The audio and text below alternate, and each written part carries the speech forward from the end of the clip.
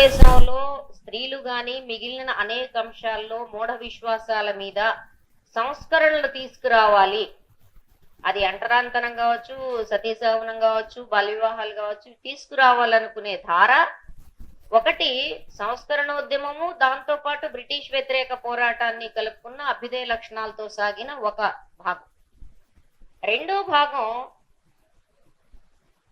స్వతంత్రం నా జన్మ హక్కు అంటూ నినదిస్తూనే ప్రజల్ని రెచ్చగొట్టడానికి, పోగేయటానికి మన గతకాలపు వైభవం మీద ఆధారపడాలి, దానికి గణేష్ ఉత్సవాల్ని ఆలంబనగా చేసుకొని మొబిలైజేషన్ సమీకరణలు అక్కడ ప్రారంభించాలి అనుకున్న తిలక్ నుంచి మొదలవుతుంది.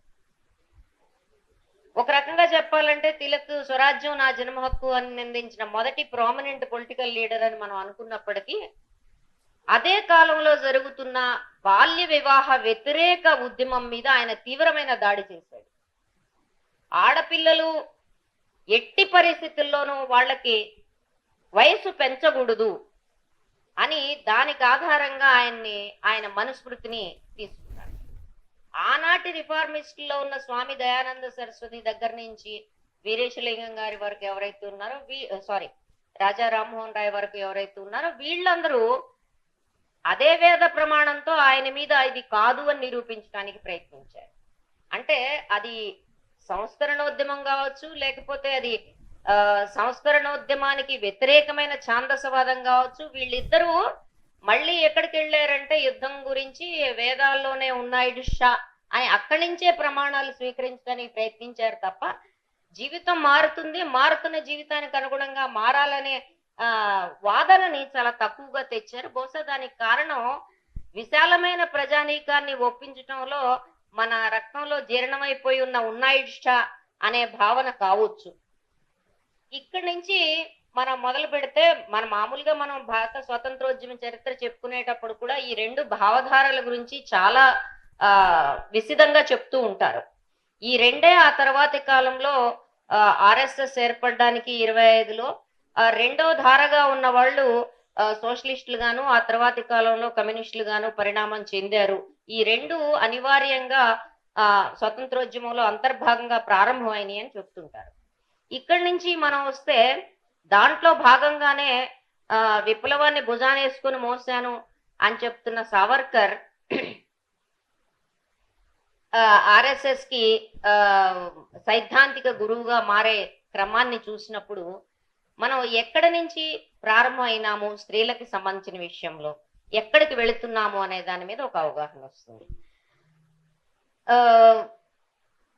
బకిం చంద్ర చటర్జీ రాసిన వందే మాత్రం సన్యాసుల తిరుగుబాటు ఆనంద్ భట్ నవల, దాంట్లో భాగంగా రాసిన వందే మాతర గీతంలో తల్లికి వందనం ప్రారంభించినప్పటికీ ఆర్యుల భూమి ప్రధానంగా పితృభూమి తప్ప మాతృభూమి కాదు. ఆ సింధు పర్యంత యస్య భారత భూమిక పితృభూ పుణ్యభూశ్చైవ సవై హిందూ రీతి స్మృత అన్నారు వాళ్ళు. అంటే ఇది పితృభూమి మాత్రమే. సంచార తెగలకి అనివార్యంగా పితృభూములే ఉంటాయి తప్ప మాతృభూములు ఉండవు. మాతృభూమి అనేది స్థిర నివాసం ఏర్పరచుకున్న ట్రైబ్స్ నుంచి, మ్యాట్రిలీనియల్ ఆర్డర్ నుంచి వచ్చిన ఒక అవగాహన, ఒక ఆరాధన కార్యక్రమం. కాబట్టి వాళ్ళకి పితృభూమే ఉండేది. ఇది వెస్ట్రన్ కాన్సెప్ట్ కూడా. వెస్ట్రన్ లో మదర్ ల్యాండ్ కాదు, ఫాదర్ ల్యాండ్ ఉంటుంది. సో ఈ పితృభూమి నుంచి భారతదేశాన్ని, లేకపోతే వాళ్ళుగా మాతృభూమిగా మారడం ఎక్కడి నుంచి మొదలైంది అనేది మనం అర్థం చేసుకుంటే, అసలు ఓవరాల్ గా స్త్రీల మీద ఇది చూపే ప్రభావం కానీ, స్త్రీలుగా వాళ్ళు యాక్టివ్ ఫ్యాసిస్టులుగా ఉండే క్రమాన్ని కానీ మనం అర్థం చేసుకుంటాం. ఒకటి హెగ్డే చాలా స్పష్టంగా సావర్కర్ ఆ తర్వాత కాలంలో ఈ పితృభూమి కాన్సెప్ట్ నుంచి ఆయన ఏం పెద్దగా మారలేదు. ఆయన రాతలన్నిట్లో ఇది స్పష్టంగా కనబడుతుంది. కానీ గోల్వాల్కర్ కొంతకాలం రామకృష్ణ పరమహంస యొక్క శిష్యరకం చేశాడు. ఆయన రాతల్లో ఆయన మాతృభూమికి మారటాన్ని కనపడుతుంది. ఈ మాతృభూమి ఎవరు? రామకృష్ణ పరమహంస యొక్క తత్వం ఏమిటి? ఆయన కాళీని, కలకత్తా కాళికని అన్నీ కలిగిన సర్వజ్ఞమైన దేవిగాను, స్వతంత్ర ప్రతిపత్తి కలిగిన, ఆత్మ సంరక్షణ, శత్రు సంహారం చేయగలిగిన శక్తిగాను రామకృష్ణ పరమహంస భావించాడు. తత్వాలకన్నిటికీ పుట్టినిలుగా భావించాడు. కానీ ఆయన ప్రభావంతో పల్లిని భూమి మాతృభూమిగా భావించాలనుకున్న గోల్వాల్కర్ దానికి భిన్నంగా ఆ కాళికామాత ఇమేజ్ లోంచి భారతమాతను తీసుకున్నప్పటికీ ఈ భారతమాత ఉగ్ర రూపంలోనూ ఇండిపెండెంట్ గాను ఉండే భారతమాతని కోరలు అస్త్రాలు పూర్తిగా తీసేశాడు. భారతమాత చేతిలో ఏ అస్త్రాలు ఏ పుర్రెలు ఉండవు.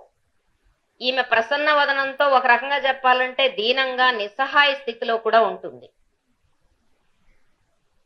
ఎందుకుంటుంది అనేది కూడా చెప్తాను నేను. ఎందుకంటే వాళ్ళు ఒక పాపులర్ డిస్కోర్స్ స్టార్ట్ చేసినప్పుడు, అంటే ప్రజల మస్తిష్కంలోకి కొన్ని విషయాలను ఎక్కించదలుచుకున్నప్పుడు వాళ్ళు వాడుకునే సింబల్స్, ప్రతీకలు ఏవైతే ఉంటాయో ఈ ప్రతీకలకి సంబంధించిన భావాలని, వాటికి సంబంధించిన దుస్తుల్ని, వాటికి సంబంధించిన ఇమేజ్ని, చిత్రీకరణను కూడా మారుస్తారు. దానికి ఒక ప్రధానమైన ఉదాహరణ మీరు చూశారు. సీతారాముడు లక్ష్మణులతో కలిసి ఉండే రాముడు వ్యక్తిగా ఉగ్ర రూపంతో జడలు విరబోసుకుని ధనస్సు పట్టుకున్న బేర్ 6 ప్యాక్ రాముడి కింద మారడం అయోధ్య పరిణామంలో చూసాం. అట్లనే ఉగ్ర రూపంతో ఉండే అమ్మ దేవతల ఇమేజ్ నుంచి అత్యంత అణకువగా ఉండే, నిస్సహాయ స్థితిలో ఉండే భారత మాతని వీళ్ళు సృష్టించారు. ఈ సృష్టించడం జరిగే క్రమంలో మనం అర్థం చేసుకోవాల్సింది ఏంటంటే, ఇది సృష్టించినప్పటికీ ఆరంభంలో ఆడవాళ్లతో పనిచేయాలని చెప్పి వాళ్ళు అనుకోలేదు. ఎందుకంటే ఆడవాళ్ళు వాళ్ళకి సంబంధించి రెండే అంశాలు. ఒకటి, వాళ్ళు కాపాడవలసిన అసహాయులు, లేకపోతే వాళ్ళ శరీరాల మీద జరిగిన దాడులు. ఇక్కడ వాళ్ళ శరీరాల మీద జరిగిన దాడులు అంటే స్త్రీలు అనుభవించిన హింస నుంచి వచ్చిన అవసరం కాదు. వాళ్ళ శరీరాలు పురుషుడి ఆస్తిగా, పురుషుడికి పిల్లల్ని కనడానికి ఉపయోగపడే ఒక పాత్రగా వాళ్ళ శరీరాలు ఉన్నప్పుడు, పురుషుడి హక్కులకి భంగం కలిగించిన ముస్లింలు చేసిన దాడి వల్ల భ్రష్టమైన స్త్రీల శరీరాలకి ప్రతీకారం తీర్చుకోవాల్సిన వాళ్ళుగా మాత్రమే స్త్రీలను వాళ్ళు చూశారు ప్రారంభం.